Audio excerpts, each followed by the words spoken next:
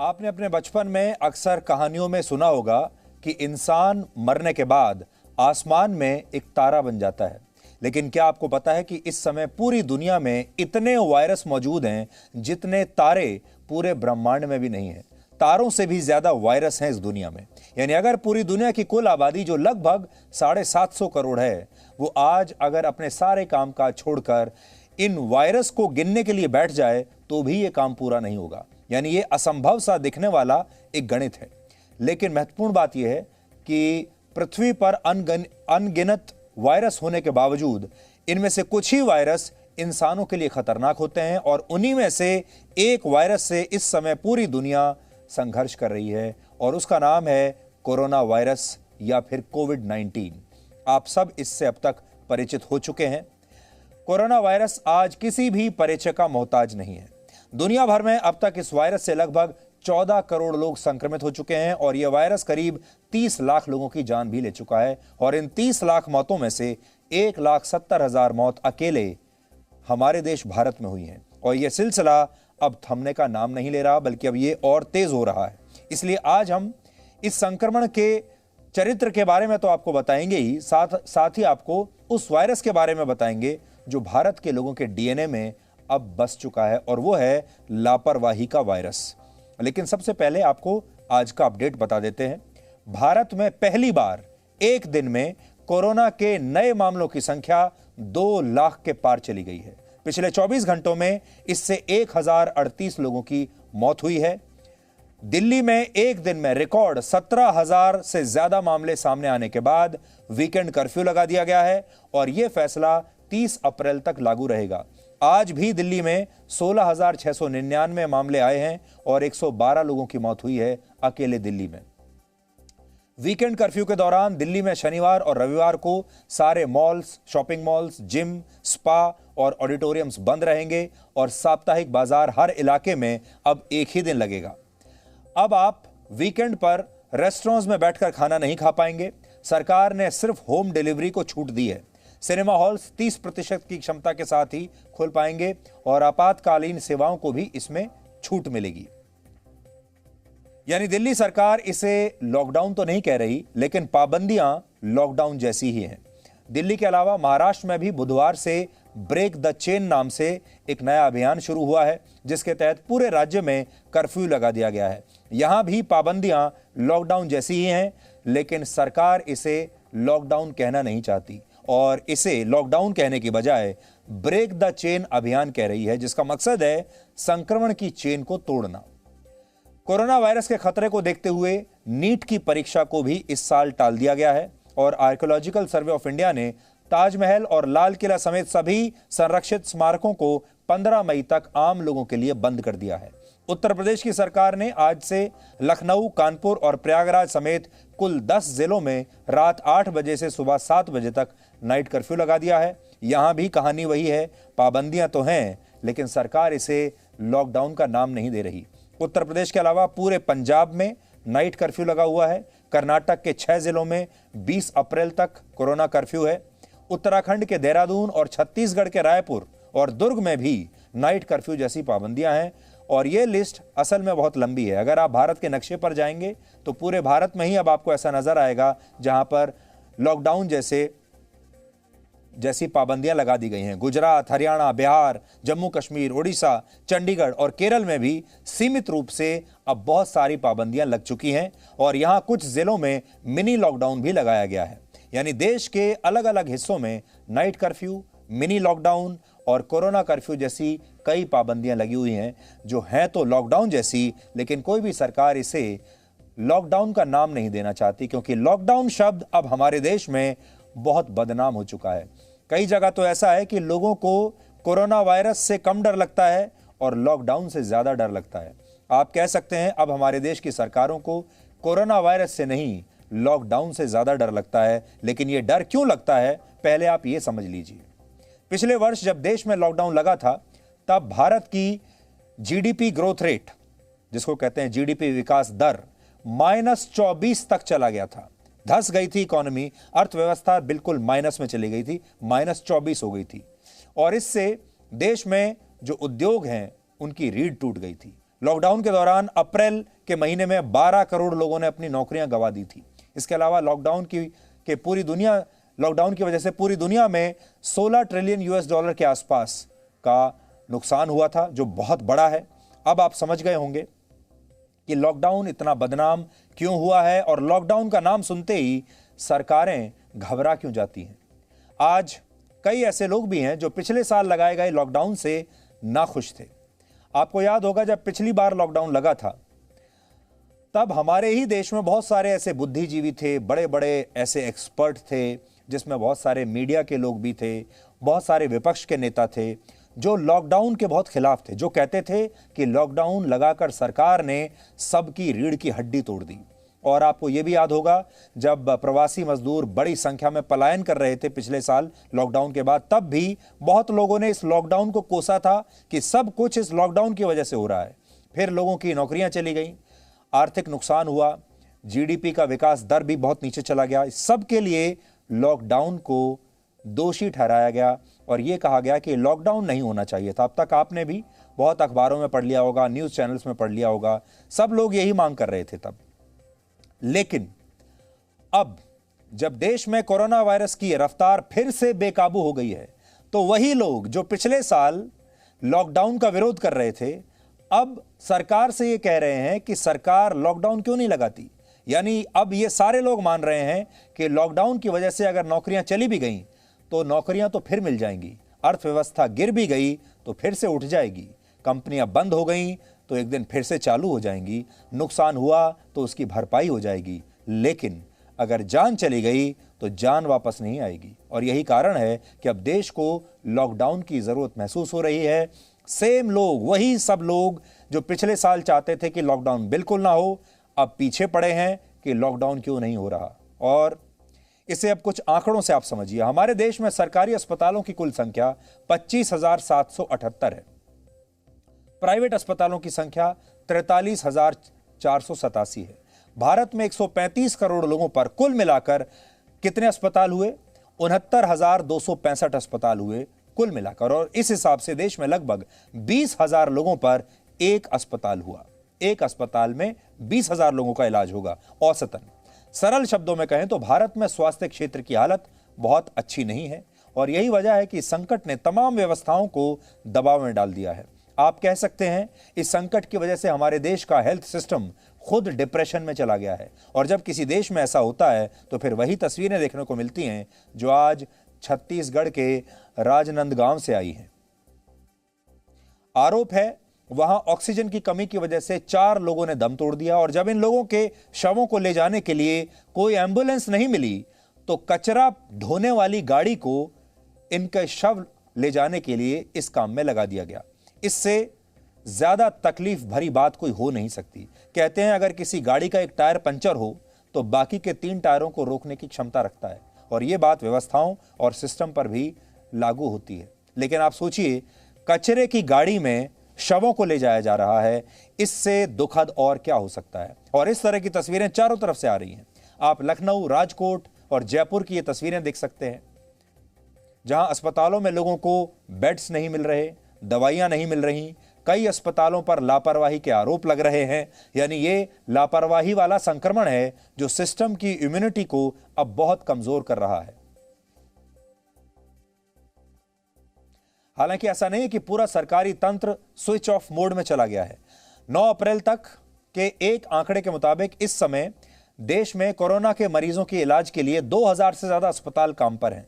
लेकिन केंद्र सरकार के 89 अस्पताल, जिनमें केंद्र सरकार के 89 और राज्य सरकारों के लगभग 2000 अस्पताल हैं। यानी इंतजाम में तो कमी नहीं है, फर्क इतना है कि कोरोना वायरस दूसरी लहर में इन इंतजामों का बहुत सख्त इम्तिहान ले रहा है। इस बार कोरोना वायरस जब आया है इम्तिहान लेने के लिए, परीक्षा लेने के लिए, तो बहुत ही सख्त क्वेश्चन पेपर के साथ आया है। इस बार का क्वेश्चन पेपर बड़ा टफ है और इसीलिए हम मार खा रहे हैं। अब कुछ आंकड़ों से समझिए, कुछ और आंकड़े आपको बताते हैं। अमेरिका के बाद भारत दुनिया का दूसरा ऐसा देश बन गया है जहां एक दिन में 24 घंटों में कोरोना वायरस के 2 लाख से ज्यादा मामले दर्ज हो गए हैं। अमेरिका को जहां 1 लाख मामलों से 2 लाख तक पहुंचने में 21 दिन लगे थे, वहीं भारत ने यह आंकड़ा 10 दिन में छू लिया है। अमेरिका में तो 1 से 2 लाख पहुंचने में 21 दिन लगे, लेकिन हमने सिर्फ 10 दिन लगाए हैं। यह है भारत, 1 लाख से 2 लाख पहुंचने में सिर्फ 10 दिन। बुलेट ट्रेन की रफ्तार से हमारे यहां केसेस बढ़ रहे हैं और शायद हम बहुत जल्द वर्ल्ड रिकॉर्ड बना देंगे, गोल्ड मेडल ले लेंगे इस मामले में। ओलंपिक्स में तो नहीं ले पाते, लेकिन यहां हम बड़ी आसानी से गोल्ड मेडल ले लेंगे। भारत ने पहली बार 1 लाख का आंकड़ा 5 अप्रैल को छुआ और इसके 10 दिन के बाद 15 अप्रैल को एक दिन में 2 लाख मामले आ गए। सरल शब्दों में कहें तो कोरोना वायरस इतनी खतरनाक गति से फैल रहा है कि इसने पूरे सिस्टम पर जबरदस्त दबाव डाल दिया है। कल हमने आपको बताया था कैसे अब मृत्यु की भी वेटिंग लिस्ट बन गई है। इसे आप इन तस्वीरों से बेहतर समझ पाएंगे। ये तस्वीरें दिल्ली के सबसे बड़े कब्रिस्तान की हैं, जहां अब सिर्फ इतनी ही जगह बची है कि 200 और लाशों को यहां पर दफनाया जा सकता है। सिर्फ 200 लाशों की जगह और बची है दिल्ली के सबसे बड़े कब्रिस्तान में। इसके बाद यहां भी कोई जगह नहीं बचेगी। कल हमने आपको बताया था कि कैसे शमशान घाट में वेटिंग लिस्ट है, कतार लगी हुई है। अब मरने के बाद भी जब लोग शमशान घाट जा रहे हैं तो कहा जा रहा है इंतजार कीजिए, आप कतार में हैं। इस बेबसी को आप और तस्वीरों से देखिए। दिल्ली के ही एक शमशान घाट में अब अंतिम संस्कार के लिए जगह नहीं बची। यह दिल्ली का हाल है और आलम यह है कि जिस जगह कल तक गाड़ियां खड़ी होती थी, यानी जो पार्किंग एरिया था, अब वहां मरने वाले लोगों का अंतिम संस्कार किया जा रहा है पार्किंग में ही। अब यहां गाड़ियां खड़ी नहीं होती, अब यहां पर अंतिम संस्कार किया जा रहा है। तो एक तो यह वायरस है जिसे आप कोरोना वायरस के नाम से जानते हैं, लेकिन इससे भी खतरनाक एक और वायरस है, वह है लापरवाही का वायरस। कोरोना वायरस की दूसरी लहर पहली लहर से कितनी अलग है, अब आपको यह बताते हैं। पहला सवाल यह है, क्या दूसरी लहर में लोग ज्यादा मर रहे हैं, ज्यादा मौत हो रही हैं? यह सब आपके दिमाग में चलता रहता होगा।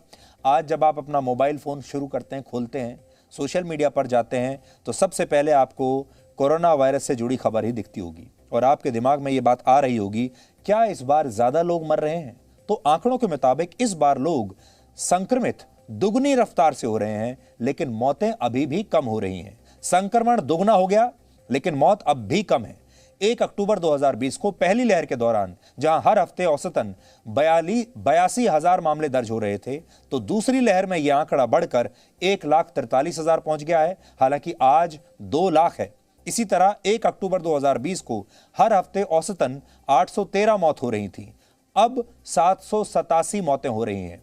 यानी लोग संक्रमित ज्यादा हो रहे हैं, मौतें कम हो रही हैं। लेकिन हमें ऐसा डर है कि ये आंकड़ा अगले हफ्ते 10 दिन में बदल जाएगा और अगले 10 दिन में अगर स्थितियां नहीं सुधरी तो मौत का आंकड़ा भी इससे कहीं ज्यादा ऊपर चला जाएगा।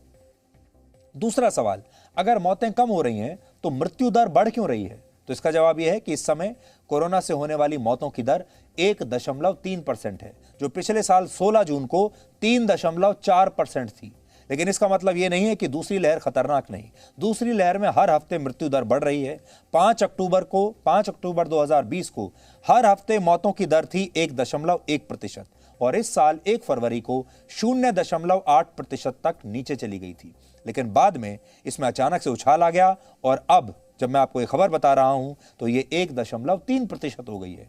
हर हफ्ते 100 में से 1.3% लोग इस वायरस से मर रहे हैं, लेकिन जो हालत है अब ये फिर से ऊपर जाएगी। ये वायरस बुलेट ट्रेन की गति से फैल रहा है, लेकिन इस दूसरी लहर में लोग क्या कर रहे हैं, अब आप कुछ और तस्वीरों से समझिए। पिछली बार तो 500 केस आने के बाद ही लॉकडाउन लगा दिया था, इसलिए बड़ी संख्या में लोगों की, लाखों लोगों की जान बच गई।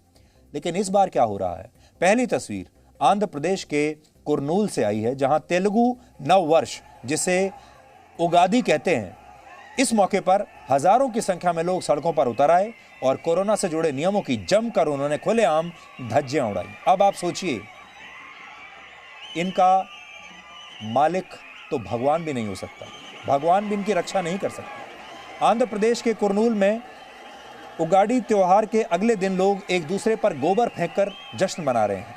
मान्यता है यहां पर ऐसी कि ऐसा करके ये लोग देवता वीरभद्र स्वामी के लिए धार्मिक क्रिया करते हैं और ऐसा अलग अलग समुदायों के बीच शांति और सद्भाव लाने के लिए होता है। लेकिन हमारा सवाल ये है कि जब सब जगह पाबंदियां लगाई जा रही हैं, अस्पतालों में बुरा हाल है, शमशान घाट कब्रिस्तान में वेटिंग लिस्ट है, उस समय इस तरह की भीड़ और ये सब करना क्या सही माना जा सकता है? अब एक और भीड़ देखिए, हरिद्वार में कुंभ स्नान के बाद तस्वीर देखिए। इन तस्वीरों में आपको दूर दूर तक सिर्फ लोग ही लोग नजर आएंगे। अगर पूरी दुनिया के लोग इन तस्वीरों को देख लें तो वो सोचेंगे कि भारत के लोग कोरोना वायरस को लेकर जरा भी गंभीर नहीं है, और शायद पूरी दुनिया में एक ही देश ऐसा बचा है जहां पर कोरोना वायरस शायद है ही नहीं, और वो देश है भारत। इन तस्वीरों को देखकर ऐसा ही लगता है, या फिर इन तस्वीरों को देखकर ऐसी गलतफहमी होती है कि ये तस्वीरें शायद कुछ वर्ष पुरानी होंगी। लेकिन आप मानेंगे नहीं, ये तस्वीरें इसी हफ्ते की हैं। अब घर जाने वाले लोगों की भीड़ देखिए। मुंबई और कानपुर से आई इन तस्वीरों से आप समझ जाएंगे, लोग स्थितियों को समझने के लिए तैयार नहीं हैं और वो सरकारी आदेशों और नियमों का कोई पालन अभी नहीं कर रहे। ये वो लोग हैं जो किसी भी कीमत पर अब अपने घर लौटना चाहते हैं। ये प्रवासी लोग हैं जो अब बस के जरिए, ट्रेन के जरिए किसी भी तरह अपने घर जाना चाहते हैं।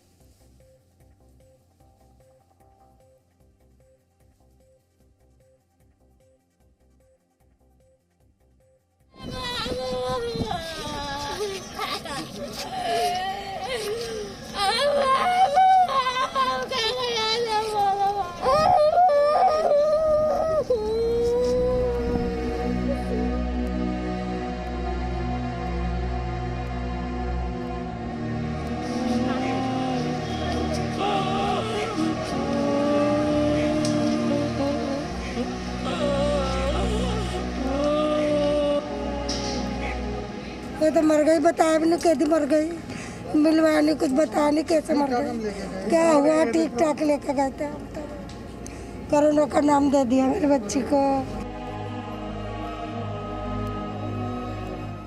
हमें नहीं पता चला हमारे पापा कहाँ हैं। हम ढूंढते रहे, फिर फोन आया डॉक्टर का, कह रहे कि वो नहीं रहे, मोर्चरी में जाके देखो तुम अपने पापा को। कोरोना वायरस का संक्रमण काल अब अपने चरम की ओर बढ़ रहा है।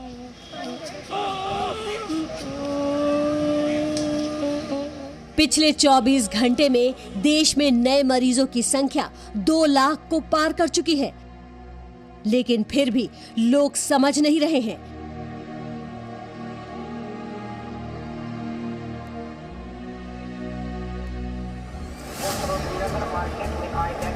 लापरवाही अब भी जारी है। दिल्ली में नौबत ये आ गई है कि वीकेंड लॉकडाउन हो गया है, लेकिन फिर भी गंभीरता ना के बराबर है। बुधवार को जब कोरोना का दिल्ली का आंकड़ा आया तो वो बेहद डराने वाला था, लेकिन ये दिल्ली डरने का नाम नहीं लेती। डरना ज़रूरी है और इस वक्त आपको ये तस्वीर देखकर बेहद हैरानी होगी कि दिल्ली के लोगों में डर नहीं है कोरोना का। और देखिए, इस वक्त सरोजनी नगर की ये तस्वीर है। दिल्ली के मुख्यमंत्री को आज आकर ये कहना पड़ा कि दिल्ली में वीकेंड कर्फ्यू लगाया जा रहा है। जब दिल्ली में हर रोज 17,000 से ज़्यादा केस दर्ज हो रहे हैं, तब भी ऐसे ही है। दिल्ली में 104 लोगों की मौत का आंकड़ा आया था, लेकिन लोगों को डर नहीं लगता। और ये बेहद डर की बात है कि लोग यहाँ पर नहीं डर रहे हैं। डर है लेकिन समझ नहीं है। कोरोना संक्रमित होने से डर लगता है, लेकिन बाहर निकलने की अपनी पुरानी आदत नहीं बदलना चाहते लोग। इसे ही लापरवाही कहते हैं। लेकिन जो लोग डर के आगे लापरवाही को तरजीह दे रहे हैं, उनके लिए हम ये तस्वीर लेकर आए हैं। ये छत्तीसगढ़ के राजनांदगांव के एक स्वास्थ्य केंद्र की तस्वीर है। बिस्तर पर कोरोना संक्रमित मरीज लेटा हुआ है, लेकिन इस स्वास्थ्य केंद्र के बाहर ये गाड़ी खड़ी है। क्या आप जानते हैं कि एक अस्पताल के बाहर ये कचरा गाड़ी क्या कर रही है? ये वही गाड़ी है जो आपके घर के बाहर आती है तो आप घर का कचरा निकालते हैं, लेकिन आज ये कचरा उठाने वाली गाड़ी मरीजों को अस्पताल ला रही है। अब आप अंदाजा लगाइए कि कोरोना के मरीजों की संख्या किस तेजी से बढ़ रही है और स्वास्थ्य सेवाओं का हाल क्या है। कचरा फेंकने वाले वाहन जो उठाया जा रहा है, किसी प्रकार का 100 वाहन की व्यवस्था नहीं है। ये सीएमओ नगर पंचायत और की व्यवस्था में है ये, वो उस तरह से गाड़ी का उपयोग उनके द्वारा किया जाना है ताकि सबों का जो अभी पार्थिव शरीर है उनका अंतिम संस्कार के लिए उनके परिवारजनों के पास या जहाँ पर मुक्तिधाम बनाया गया है वहाँ ले जाया जाए। अब भी अगर आपके अंदर संक्रमण को लेकर गंभीरता नहीं जगी है तो ये देखिए, पटना के एनएमसीएच की तस्वीर है जहां पर एक ही दिन में 19 मरीजों की मौत इसलिए हो गई क्योंकि यहां पर उन्हें सही इलाज नहीं मिल पाया।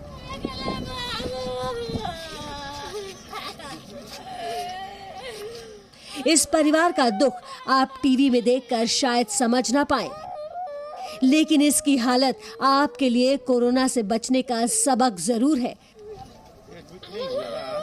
प्राइवेट से भेजा है यहाँ एनएमसीएच। तो यहाँ कहाँ दौड़े? अभी वहाँ गए, वहाँ से फिर वहाँ भी गए एनएमसीएच उपरन का हॉस्पिटल।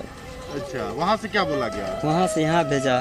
यहाँ दौड़ते रह गए, एडमिट नहीं हुआ? एडमिट नहीं हुआ, ये पूरी पर्ची है। तो इलाज के अभाव में मौत हो गई अब तो? हाँ। क्या कहेंगे प्रशासन को?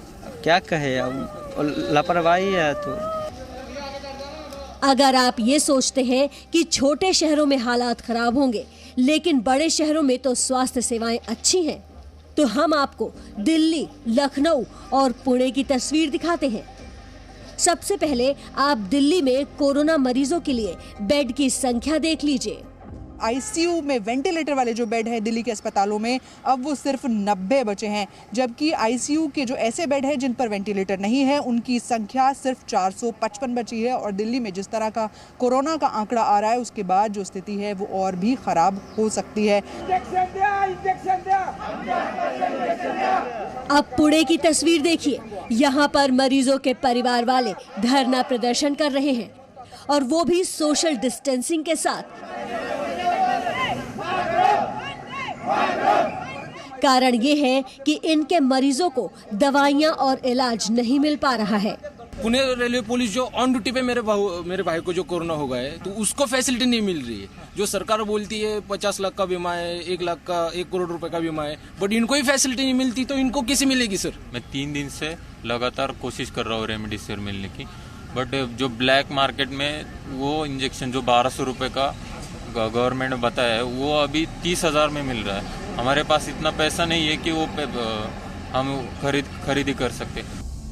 लखनऊ के किंग जॉर्ज मेडिकल कॉलेज में मरीजों की संख्या इस तेजी से बढ़ी है कि अस्पताल की व्यवस्था डगमगाने लगी है। डॉक्टर अस्पताल में भर्ती मरीजों को पूरा समय नहीं दे पा रहे हैं। अभी तक कोई ट्रीटमेंट ही शुरू नहीं हुआ। बताइए, आज 4-5 दिन हो गए इनको। बेड नहीं है, एक ही बहाना, बस बेड नहीं है हमारे पास, खाली नहीं है बेड। नागपुर में तो हालात और ज्यादा खराब हैं।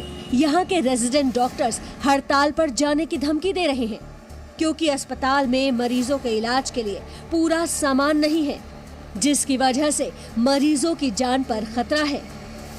हमारा प्रॉब्लम ये हो रहा है कि हमारी कैजुअलिटी 19 बेडेड है और पेशेंट 65 के ऊपर आते हैं और हमें अनऑफिशियली बताया गया था कि आप पेशेंट ज़्यादा हो रहे हैं तो कैजुअलिटी बंद कर दो, जो हमको इनह्यूमन लगता है, जो हमने नहीं करना चाहिए, अमानवीय है वो। जल्द से जल्द अगर हालात अगर नहीं सुधर पाए तो हमें भी कुछ आंदोलन करने की फिर से जरूरत पड़ सकती है। गुजरात के वडोदरा में कोरोना संक्रमण तेजी से बढ़ा है। अब हालात ये है कि अस्पताल में मरीजों का इलाज लॉबी में ही करना पड़ रहा है क्योंकि भर्ती करने के लिए अस्पताल के पास बेड नहीं है। जिस मरीज की सांसें उखड़ने लगती हैं, उनको कुर्सी पर बैठे बैठे ही ऑक्सीजन दी जाती है। वडोदरा में पिछले 15 दिनों में 75 से ज्यादा ऐसे बच्चे इलाज के लिए पहुंचे हैं जिनमें कोरोना संक्रमण पाया गया। ये सभी बच्चे 5 साल से कम उम्र के हैं। डॉक्टर्स का कहना है कि कोरोना की दूसरी लहर बच्चों के लिए ज्यादा खतरनाक है। कोविड पॉजिटिव मदर्स डिलीवर करने वाले मदर्स का नंबर बढ़ता जा रहा है। ऐसे समय में सभी को लगेगा बच्चे का क्या करना है, बच्चे को दूर कर देना है, बच्चे को माँ का दूध देना है। तो एक बात हमें याद रखनी है कि बच्चे को माँ का दूध ज़रूर देना है, क्योंकि माँ के दूध में उसके एंटीबॉडीज़ पाए गए हैं और बच्चे को रोग प्रतिकारक शक्ति की भी ज़्यादा मिलेगी, उसको डायरिया होने की संभावना भी कम हो जाएगी। मदर मास्क पहन के अपने हैंड सैनिटाइज करके शील्ड पहन के अपने बच्चे को ब्रेस्ट फीडिंग दे के बाद में वो अपने बच्चे को 6 फुट की दूरी पे रख सकती है। ये राजकोट का हाल है। यहाँ पर मरीजों को अस्पताल में भर्ती होने से पहले कई घंटों तक एम्बुलेंस में ही रुकना पड़ रहा है, क्योंकि अस्पताल में जगह नहीं है। ये राजस्थान के जयपुर की तस्वीर है। यहाँ के सवाई मानसिंह अस्पताल में कोरोना संक्रमण की जांच करवाने आए लोगों की भीड़ देखिए। इस भीड़ में अगर किसी को भी कोरोना संक्रमण हुआ तो बाकियों के लिए भी बड़ा खतरा साबित होगा। अपनी रिपोर्ट के अंत में हम आपको बता दें कि पिछले 24 घंटे में देश में कोरोना संक्रमण से 1038 लोगों की मौत हो चुकी है और ये केवल सरकारी आंकड़ा है। दिल्ली से रूफी जैदी के साथ ब्यूरो रिपोर्ट, जी मीडिया।